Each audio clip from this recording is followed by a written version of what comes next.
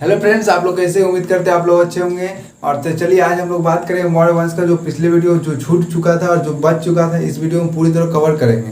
तो चलिए आते हैं, हम लोग कवर करेंगे।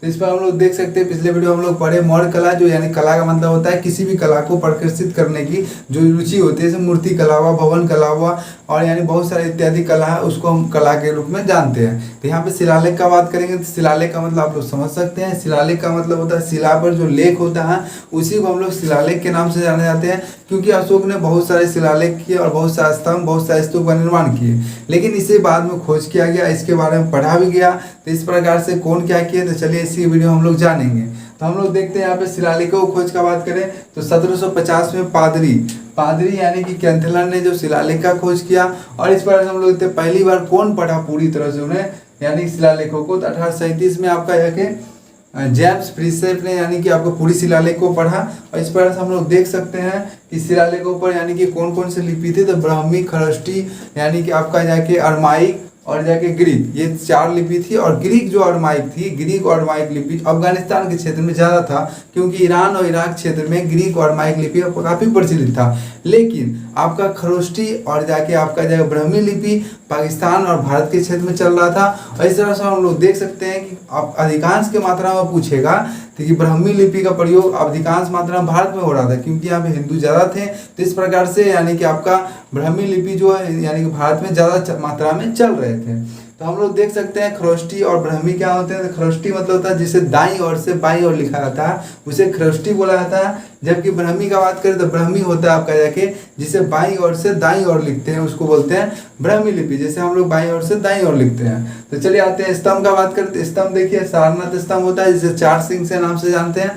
4 सिंह होता है, लेकिन हमें 3 ही दिखाई पड़ता है, एक पीछे छिपा हुआ रहता है, इसके कारण हम लोग कभी कभी 3 ही मार देते हैं। तो चलिए आते हैं, लेकिन 4 सिंह होते हैं। उसके नीचे भी कुछ कुछ आकृति बना हुआ होता है पशुओं के, तो उनके बारे में भी जानते हैं। तो कुछ पशुओं का सिंह घोड़ा है, फिर आपका हाथी है, सिंह है और जाके आपका बैल है। और यहाँ पे वहाँ पे 24 तिलियां जो चक्र होते हैं, जो राष्ट्रीय चिन्ह के नाम से भी जाने जाते हैं। और इस पर हम लोग देखते हैं अशोक द्वारा निर्मित है। लेकिन अगर उसके नीचे वाला चीज यानी कि जो पशुओं के चित्र बने उसे भूल गए हैं, तो आप हेलो याद रख सकते हैं, HELO। H का मतलब होता है हॉर्स, E का मतलब एलिफेंट, L का मतलब होता है लायन और O का मतलब ऑक्स। तो हम लोग जान सकते हैं कि हॉर्स, एलिफेंट, लायन और यानी कि ऑक्स, तो समझ सकते हैं यहाँ पे किस प्रकार से है। उसका हम लोग गुहा लेख का बात करें तो गुहा लेख का मतलब होता है पहाड़ियों को, बराबर की पहाड़ियों को, यानी कि जो गया में बराबर की पहाड़ी, उसे यानी काट छाट कर गुफा का रूप देना एक प्रकार के। क्योंकि उनके जो अशोक के जो पिता थे वो भी आजीविका श्रेणी को ज़्यादा मानते थे, और इस प्रकार से अशोक ने भी उसे यानी क्या किया कि यानी पहाड़ियों को काट कर, बराबर की पहाड़ियों को काट कर जो गया में स्थित है उसे यानी कि आजीविका यानी कि आपको रहने का स्थान दे दिया।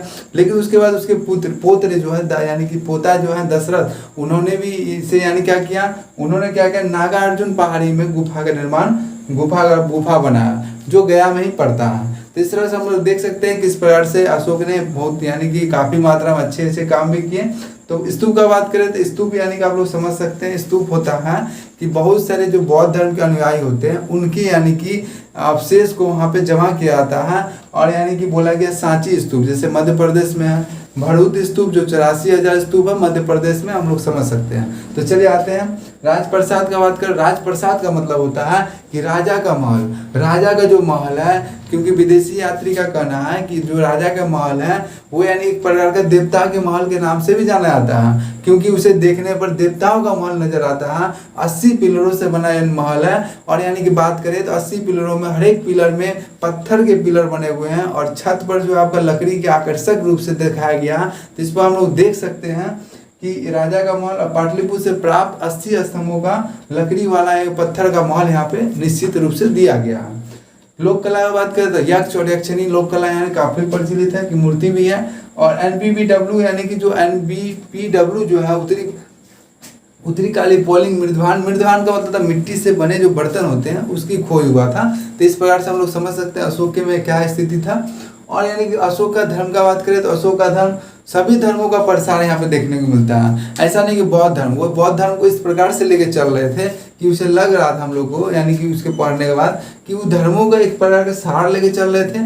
और धर्म बौद्ध धर्म के साथ साथ और नैतिकता पर आधारित था। जो बौद्ध धर्म था नैतिकता का आधारित था और सभी धर्मों को साथ लेके चल रहे थे। धर्म प्रचार के लिए प्रयास, उन्होंने धर्म प्रचार का प्रयास भी किया और उसके लिए उन्होंने क्या किया, अपने पुत्र जो महेंद्र हैं और अपनी पुत्री जो संघमित्रा है उसको यानी कि श्रीलंका भेजा। वहाँ के राजा ने उसे स्वीकार किया और वहाँ बौद्ध धर्म प्रसार किया और यानी कि अभी भी काफ़ी मात्रा में यानी कि श्रीलंका में बौद्ध धर्म ही प्रचलित है। तो हम लोग देख सकते हैं। उसके बाद उन्होंने क्या किया, उस यानी कि जो अपने पुत्र पुत्री को यानी कि नेपाल भेजा, वहाँ के राजा भी उसे एक्सेप्ट किए और बौद्ध धर्म का वहाँ भी प्रसार करने दिया। उसके बाद अशोक को समझ में आया कि नहीं, अब मुझे भी अपने प्रचार प्रसार करने होंगे, क्योंकि मुझे देखकर मेरे जन सेवक, मेरे प्रजापति और मेरे बहुत सारे शुभचिंतक जो वो भी यानी धर्म का प्रसार करेंगे। तो इसलिए उन्होंने भी अपना यानी कि धर्म यात्रा पर क्रम निकाला, मतलब धर्म की यात्रा पर निकल गए। इस बीच हम लोग देख सकते हैं कि धर्म महापात्रों की नियुक्ति हुई और शिलालेख, स्तंभ और स्तूप काफी निर्माण किया गया। और यहाँ पे धर्म यात्रा पे 10 यानी जब निकले हुए तो गया, जो बौद्ध गया आपको पता होना चाहिए, जो बौद्ध धर्म है, महात्मा बुद्ध है जो बौद्ध गया में यानी कि वहाँ पे आके शिक्षा यानी कि आपका जाके क्या बोलते हैं उसको, शिक्षा यानी बांटे। उस पर हम लोग देख सकते हैं बौद्ध गया में। और कुशीनगर का बात करें तो वहाँ पर निर्माण की स्थिति है, कुशीनगर में निर्माण की प्राप्ति हुआ।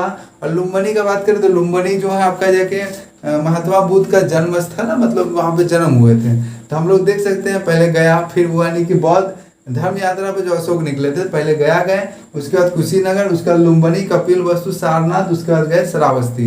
इस प्रकार से क्या करते हैं धर्म यात्रा के 10वें वर्ष, क्योंकि आपको पता होना चाहिए कि 9वें वर्ष में कलिंग का युद्ध हुआ था। उसके बाद उन्होंने युद्ध होने के बाद उन्होंने कभी भी मार काट का युद्ध खत्म करके एकदम शांतिपूर्वक धर्म के मार्ग पर चलना प्रारंभ कर दिया। जो युद्ध के माध्यम से चल रहे थे अब धर्म के माध्यम से वो चलना प्रारंभ कर दिया, धर्म का प्रसार करने लगे। तो 10वें वर्ष से बौद्ध गया और 20वें वर्ष में लुम्बिनी जो आपको पता है लुम्बिनी में है, वहाँ पे यानी क्या क्या कर टैक्स अभी भी चलो वहाँ पे है।